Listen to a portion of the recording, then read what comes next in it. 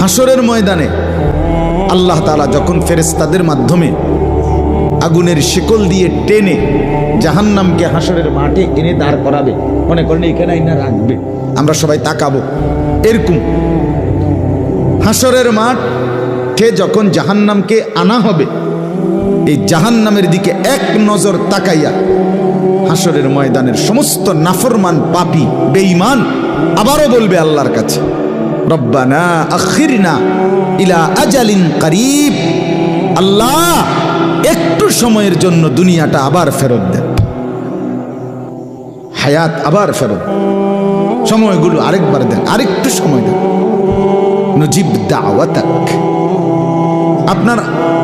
আপনার সব কথা তখন মেনে নেব, অনাত্তাবিউর রসুল, আপনার রসুলদের আনুগত্য করব। আল্লাহ বলবেন না, না বান্দা, এখান থেকে কাউকে আর ফেরত দেওয়া